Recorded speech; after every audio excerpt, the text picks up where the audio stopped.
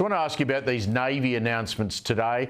Our surface fleet, as expected, the government's throwing money at it, $11 billion to upgrade the fleet, new warships, greater firepower, all because someone finally realised that, you know, if China came knocking, we would be in trouble.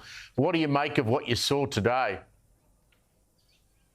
Yeah, look, I don't think it's as bad as it sounds, Steve. I mean, you know, sure, we don't seem to have a military that can take on the Houthis right now, a tribal group in the Middle East, but I reckon we can run a rainbow morning tea much better than them. Our rainbow morning teas are second to none in our military. I don't think the Houthis get anywhere close to our capacities there.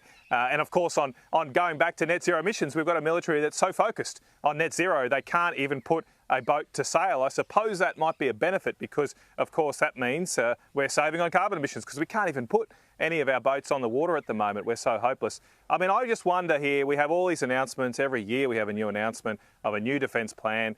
Nothing ever seems to actually get built, and we're promised they're going to be built in 10 or 15 years like this plan does. You've got to wonder when heads are going to roll. Why are the same people in charge of defence when they haven't been able to deliver a single procurement program for the last decade? They have been focused on LGBTQ rights. They have been focused on climate change. They haven't been focused on the job we pay them to do, which is to defend our country. And someone's got to be held accountable here.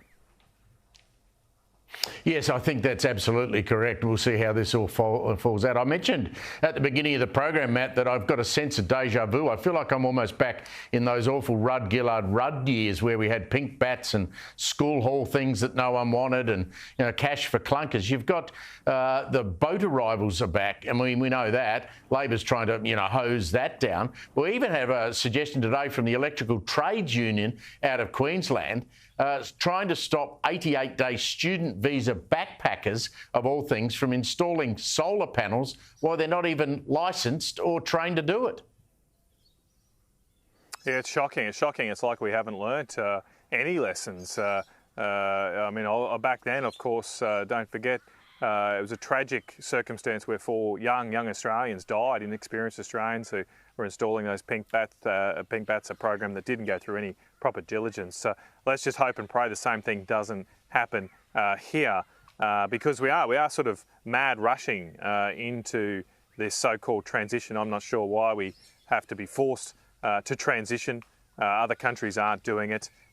We just seem to have to pay more and more for our power bills. And no one seems to be able to answer the question why that the more we install of renewable energy, the so-called cheapest form of energy in the world, the higher our power bills go. It seems like a natural law here. And it's not just here in this country. Every country that's installing solar and wind at the kind of rates that we are ends up with high power prices, struggling families to pay their bills, and ultimately the manufacturing industries that go offshore. That's what's happening to our lovely, beautiful, successful, historic nickel industry at the moment. It is so sad to see that historic industry in our country being shipped off overseas, off to Indonesia, because they're building coal-fired power stations and we are not. Senator Canavan, great to always catch up with you. Thanks a lot. That's Matt Canavan there.